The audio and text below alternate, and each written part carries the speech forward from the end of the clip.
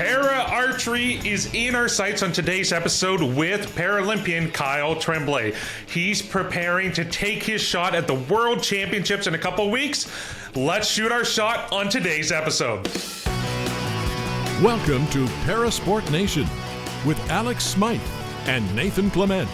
Lots of archery puns there. I couldn't help myself. And I was a bit inspired by the co-host on today's episode because Nathan is still away for one more week, and so we have the pleasure of having the pun master himself, Dave Brown, joining the show to fill in as co-host. Dave, thank you so much for being here. Alex, it's good to know that my decades-long broadcasting career is boiling down to just punderfulness. Thank you for having me. I'm so grateful to be along for the ride today. Well, you know what? We've had years of working together on your previous show, and I know you always appreciated when I would throw a pun or two in there, so I figured I would just heap a bit of praise before we got started.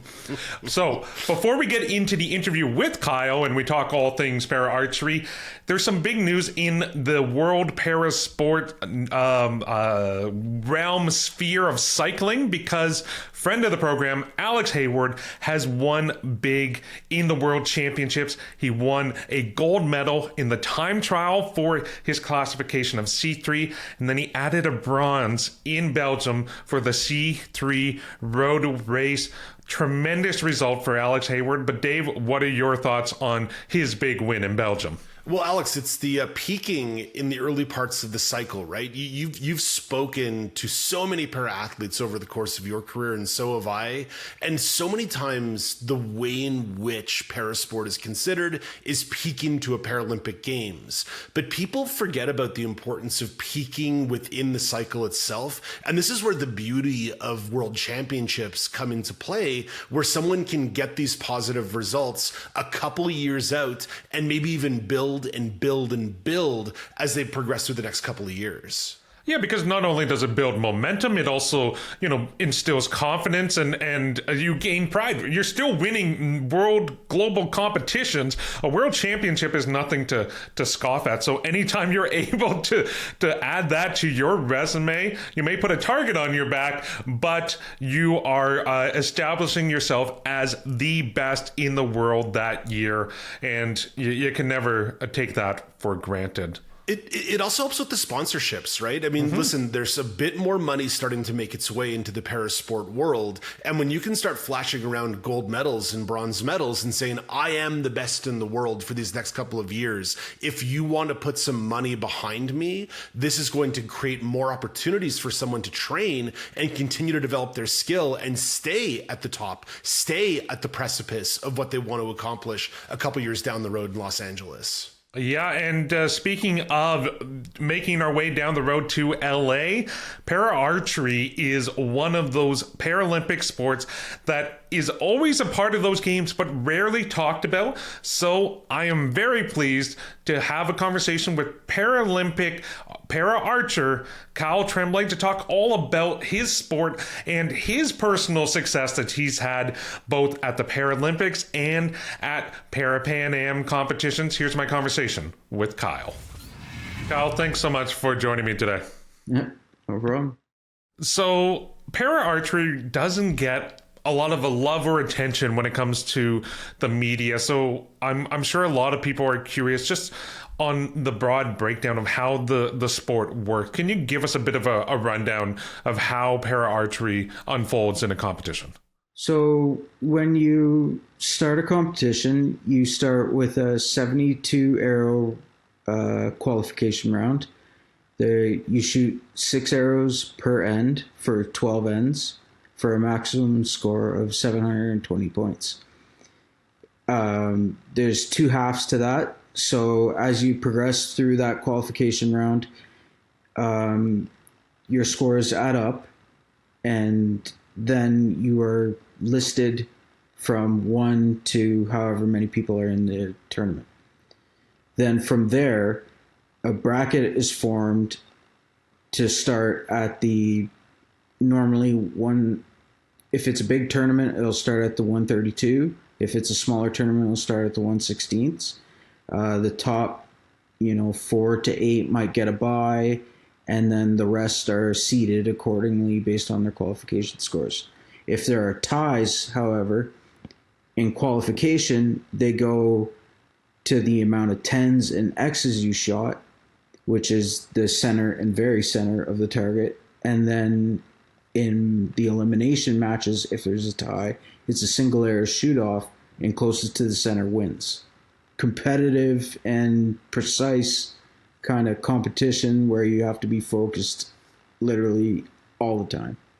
No, which makes it such a psychological sport. Absolutely, and thank you for that breakdown. That was a really clear and detailed, because whenever you're bringing in scoring and things like that, I know sometimes people just tuning in for the first time on TV or online, they can be a bit confused. So I appreciate you kind of breaking it down for us like that. For yourself, you first joined the national team back in 2015.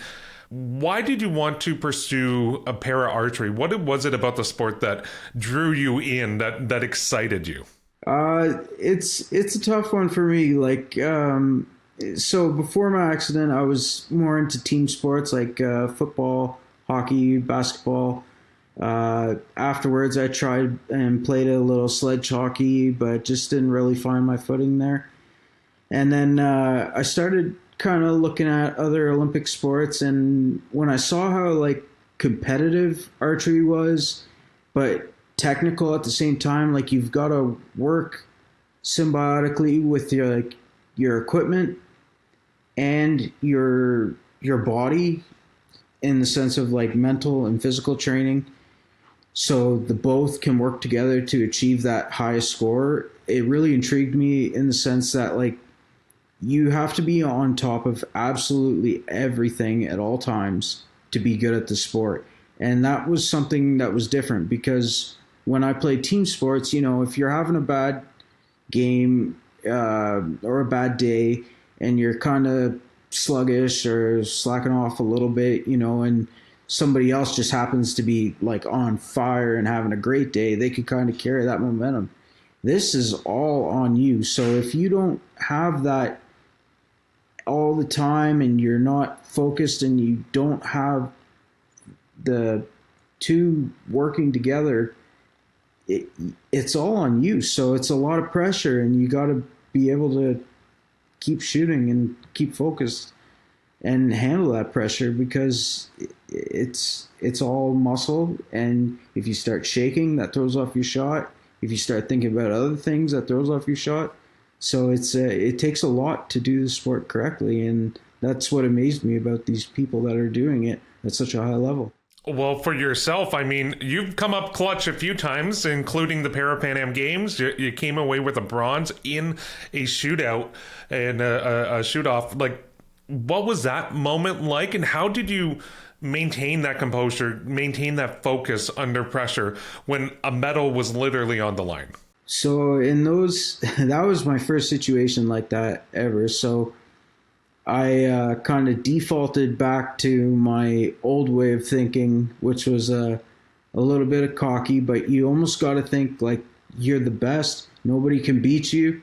You've got this, and you just got to roll with that in your head and not let anything bother you, because, like I said, a small flinch, gust of wind, whatever, the sun comes in your eyes, something like that, it could throw your shot off. And you've got to know that you've got this and just follow it through all the way to the end. And that's basically what I did, and tried to block out all this stuff where it's oh, well, if it's a little bit off, I'll lose, or what if this happens, I'll lose.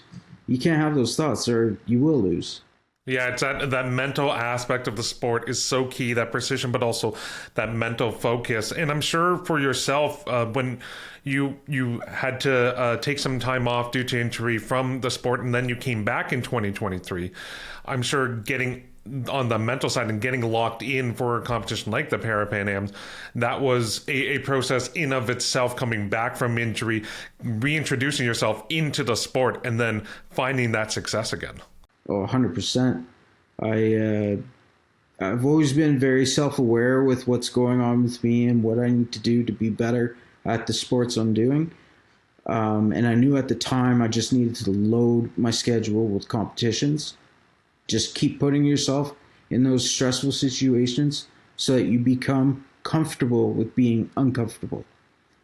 And that literally builds you to the point where you can handle all that pressure. You can handle all the different countries cheering, saying things in their different languages, playing mind games. Because like even some coaches, they're standing, like the other guy's coach will be standing right behind you. The archer will shoot. The coach will say it's a 10. Well, it's not a 10. Like you can kind of see it, and you see it if you look on the TV in those final situations. They have TVs, and you can see where the arrow is. So they play those mind games with you. You just got to block it all out, and that takes practice. And you can't get that practice unless you're in those situations.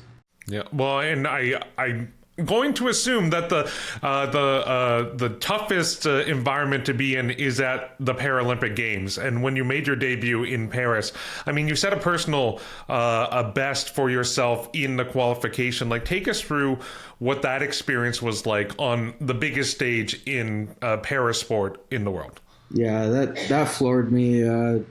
It was incredible to be in that environment on such a prestigious stage and with all the best archers that work so hard. Everybody knows how much they've put in to get there, and the other people around you have put in the same to get there, so you really want it. And when you're shooting good and things are going good, you just got to feel it and roll with it. And for me, things started out great right off the bat. I just kept rolling with it, and it led to fourth place qualification and, an international personal best for me, which I was very happy with. And how do you build on that momentum and take it forward? Like you talked about when you first got back from injury, you loaded up your schedule with competition, just trying to get that exposure, get that familiarity, like kind of get into that zone again.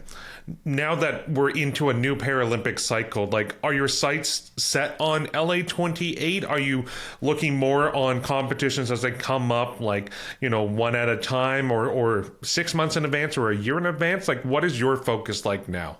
So going through that 2-year, when I came back in 2023 to qualifying to being in the 2024 Paris Paralympics, really opened my eyes to how detailed you need to be in this 4-year cycle with your training and planning. So what I've come up with for this next quadrennial is I'm not really concerned too much about this year. Obviously, I'd love to keep doing good. I'd love to keep having podium finishes. This year has been a bit of a slouch for me. I've been having some physical and health issues and technical with my shooting that have really dropped my scores. But I'm pushing through and trying to climb back up.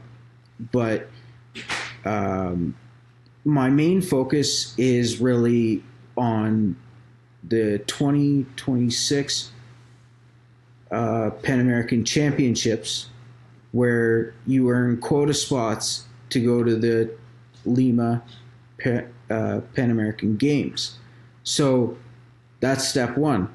You got to get to the games, which is a great qualifier for our continental qualifier.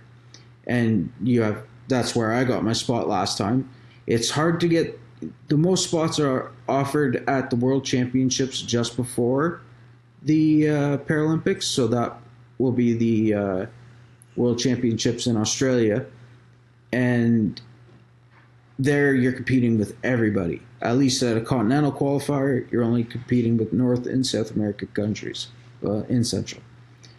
So my focus is really on being prepared for Lima Pan American Championships, putting on a good performance there, gaining quota spots to go to the Pan American Games, and then depending where they allocate the continental qualifier, might be at the games, might not be.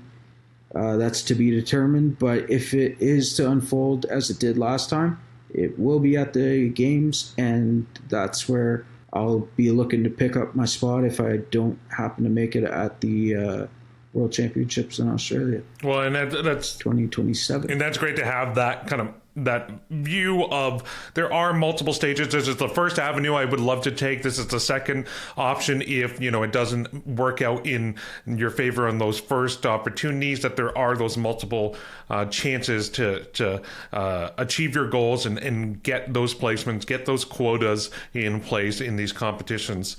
We're a few weeks away from the World Championships in Korea. Like, what are your goals for that then? Is it just to maintain some more practice, as you say, like you've been feeling in a bit of a kind of down year? Like, are you just trying to get things a bit more focused, a bit more consistent, and work your way back up? Yeah, basically, like I said, this year's been a struggle. So with this World Championships coming up, I'm looking to really just show improvement, get my scores up closer or right at that level I know I can shoot at. Obviously, I'd love to come away with a podium finish. But the most important thing for me is to shoot well under pressure, get my technique down, that I'm shooting good arrows and good scores, and be confident that when I put that dot in the center of the target, that's where that arrow is going to hit. And speaking of those dots, I want you to take me through your gear, your equipment that you're using in competition, because I always find it very fascinating listening to the athletes speak about different equipment, regardless of the parasport that they're competing in. It's like the equipment that you're using. So, like, take us through, break down the equipment you're using and how you've made it or adapted it or adjusted it to meet your needs specifically. Yeah, so I do all my own equipment, building, modification, tuning. I've learned to, I live in a small town, far away from any of the big competitive cities that have people that know how to do all this stuff, so I had to learn it. And over the years I have. So I shoot, like I said, a compound bow. I haven't had to modify it too much in terms of accessibility, because my upper body still works fine. It's just my legs that are the disability part. But some things that I have had to modify, say, would be the stabilizer weights. So in my case, I had a lot of nerve damage with my injury and some things that unfolded afterwards. So I have a natural tendency to shake and tremor. So I've had to learn to shoot my bow with a ton of weight on it to help steady that hand while I'm aiming.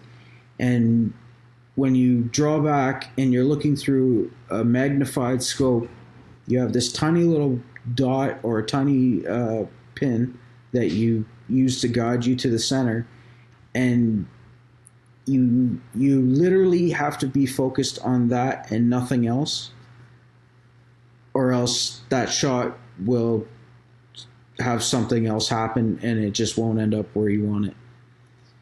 The release aid I use is a thumb trigger.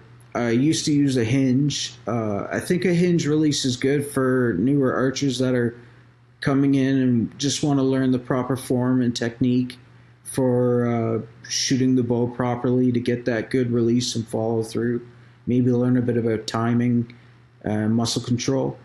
But once you have that down pat, you can choose to switch to a thumb activated release, which gives you that little bit more control on when that shot's going to go off, which I find is a little bit handier if you have shakes like I do and you need to rely a bit more on timing, or if the wind's pretty bad and you're drifting left to right, up, down, whatever, and you just got to let that arrow go when you think it's at the right spot and it'll drift into the center.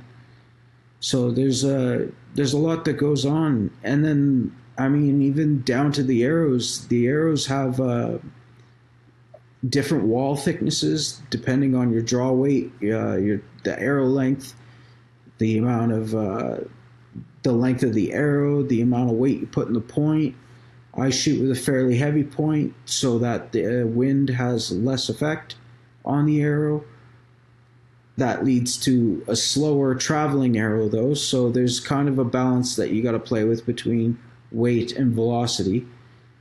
But I've been able to find a pretty good consistency that lets my bow tune to the way I like it and shoot pretty good in the wind. It's still something I'm struggling with and trying to perfect and trying to find new tricks and ways to be better at. Because, the environment is the biggest X factor in our sport, because you never know what it's going to do, or, a gust. We're timed. We have 4 minutes to shoot our 6 arrows. In our matches, we have 2 minutes to shoot 3. So if you decide to take a break, let your muscles rest for a second, and then when you go to shoot, all of a sudden a big gust of wind comes up, well, you're kind of screwed in that situation. You got to shoot through that wind, so you got to let it fly and roll with it. So it takes a lot of practice and really trust in both your equipment and yourself to make those shots happen in those crucial situations. Kyle, I want to get you out on this question because I noticed you're sporting a pretty nifty new jersey. Can you describe the new Team Canada jersey for us? Yeah, it's actually you can't see much of it, but it's actually very similar to the ones we wore in Paris. So it's based on that design. It's got a few different sponsors on it now with the Vortex logo and this premium carbon fiber new arrow sponsor for Archery Canada, which is great. It's a lighter shirt, which is great in the heat, because I'm sure, as you felt, these summers have been getting hotter and hotter, and we shoot in some of the hottest countries when we go down south. And like I said, Peru's got the next 2 Pan American champs and games. Australia's got a world championship. Those are going to be some pretty hot days. And just actually this past couple months, we were in Missouri for the U.S. Nationals, and there it hit 104 degrees Fahrenheit. And they had a whole bunch of people with heat issues, starting to fall out of the sport. And they were wondering, should we continue this competition? And is it worth risking people's health, So it's, like I said, that weather and the earth and everything, it's the biggest X factor. Well, Kyle, thank you so much for your time. This has been so fascinating, getting to learn more about your sport. It's a sport I've always been intrigued by. So I'm definitely going to be following along you and the rest of Team Canada in the coming weeks and at the World Championships in Korea. So best of luck there, and we'll definitely have to catch up down the road. I appreciate it, and I appreciate you taking the time to put the spotlight on archery, because you're right, it doesn't get enough attention, and it definitely should, because of the effort everybody puts into this, and the magnificence of shooting these arrows at such a small target so consistently is actually something, if you tried to do, you would really realize how difficult it is. So I appreciate you taking the time to promote archery and para archery specifically.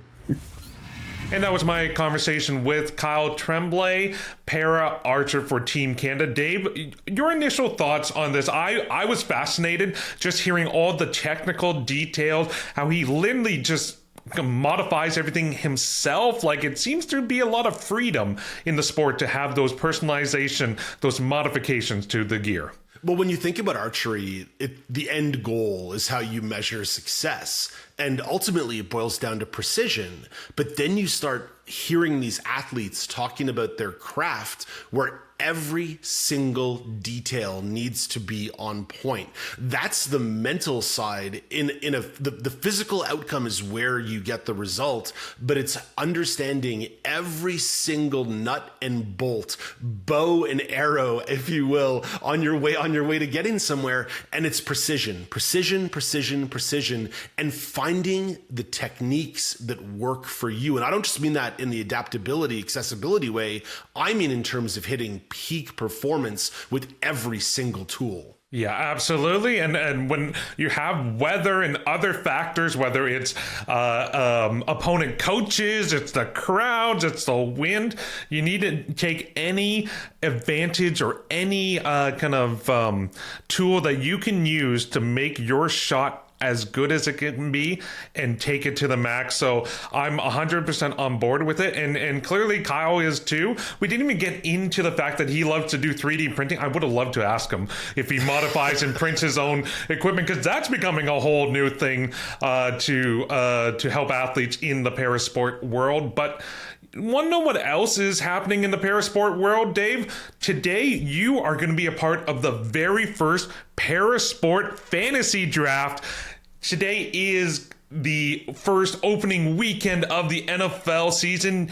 I know you're a fan. I'm a huge fan. I got my Chicago Bears helmet behind me to show my fandom. So, a big part of this sport calendar is doing fantasy teams, fantasy drafts. So I figured, why not do one for para sports? So how this is going to work: you and I are going to go back and forth. We're going to each have an opportunity to choose a series of para sports to build out the best para sport competition. Think Paralympics, going with any sport we want. It can be winter, it can be summer, it can be a Paralympic sport, non-Paralympic sport, but it has to be a para sport of some persuasion. Do you understand how this is going to work, Dave? Well, Alex, I've done 5 fantasy drafts for professional football so far going into this season, so yep. I think I understand the rules going into this one. Okay, so why don't I let you go first? You are the guest, so it's going to be 5 sports in total. You're going to choose. What's your number one? You know, very generous of you to let me go first. I appreciate that. You know what? This one might be a smidge off the board, but due to some people that we've worked with over the years at AMI, I'm going to go with Paraboccia. I think it televises really well. I think the sport is very understandable, aiming at targets. It includes a number of different kinds of folks with different kinds of disabilities. And I just think there's a real compellingness to the game that's easy to understand and keep score on. I love it. That's a great opening sport for you. I'm going in a very different direction. I'm focused in on physicality. I do want to stay within the ease of consumption, because I think being able to follow a sport easily is key. That's why I'm going para snowboard cross, my favorite Paralympic sport. It's physical, it's full contact. You don't know how it's going to end, but you know whoever crosses that line first at the bottom of that run is the winner. Para snowboard cross is my vote. Dave, what's your second? Oh, I like that answer, Alex. That's a good one. The next one that I will throw in would be wheelchair racing. As you know, I got really into it during the Paris Paralympic Games, developed a little bit of a athletic crush on Austin Smyth, who took home quite a bit of hardware for Canada. I just love watching the wheelchair racing. And listen, there's a huge history to wheelchair racing and the parasport movement. In fact, AMIplus.ca, the most recent episode of Game Changers, was myself talking to Chantal Petitclerc, Paralympic legend. So yeah, let's go with the wheelchair racing. A good company man, not only plugging yourself, but the company. I appreciate you, Dave. I'm thinking along the same lines when it comes to wheelchair sports. I'm going with another historically significant wheelchair Paralympic sport. I'm going wheelchair rugby. Again, staying in that physicality, but murder ball. How can you not get better than that? So that is my second sport. Crashing and banging. Absolutely love that one, Alex. That's a great one. Hey, listen, this one is not officially a Paralympic sport yet, but it's a parasport on the rise, and they've been really good to you and I over the course of our careers at AMI. How about we go with blind hockey? These guys are really on the rise. They're building a movement. There's all kinds of tournaments and leagues forming south of the border right now. I'd say blind hockey is a great way to go. And I'm thinking, Dave, you and I are in sync, because I'm going another sport that's not on the Paralympic scene yet. The momentum has been building. It's exciting. It's unique. It's something that you're doing in the water. I'm going parasurfing. Oh, dude, I love that one. Look at this. A bunch of alternative hipsters. We're Paralympic parasport hipsters over here on Parasport Nation, going off the board. Well, Alex, let me take a cliche of cliches here. Let's go with wheelchair basketball, right? If you're building the ultimate parasport event, to not have wheelchair basketball would be a crime. Yeah, and Dave, you're again. I can't help but say how in sync we are, because I'm going for another classic. This one, I'm going the blind sports route. I haven't done that yet on my list. I'm going goalball. You need it at this competition, making sure all different disabilities are being covered. So goalball makes the list. Oh man, well done by you. Yeah. Hey, this one is probably a little bit crossing over. It tends to lead a little bit closer to the blind sports side, but I want to go with some combat sports and take judo as my last pick here. You and I have both spoken to Priscilla Gagne over the years. Enjoy spending time with her. Got a chance to train with her a couple times. I love judo. I competed when I was a kid, and I love watching blind judo at the Paralympics. Dave, there's no better way to end a physical bout on a fantasy draft than going mono. I love judo. I'm going to raise you para arm wrestling to top off my list. A sport I'm sure you probably didn't even know about until this very moment. Until this very second, I'd say you went over the top with that selection. Love it. Just like Stallone in that classic 80 movies. I turn my hat backwards, and that's where things end. That is our fantasy list. Dave, we got to wrap the show. No better way to do it than having a laugh with you at the end of this program. Thank you so much for taking time to be the co-host today. Alex, thank you for sharing the air. You know I love talking into a microphone. Absolutely. And thank you at home for watching and listening. We'll catch you next time. Thanks for tuning in to Parasport Nation. Like and subscribe to the channel to follow us now.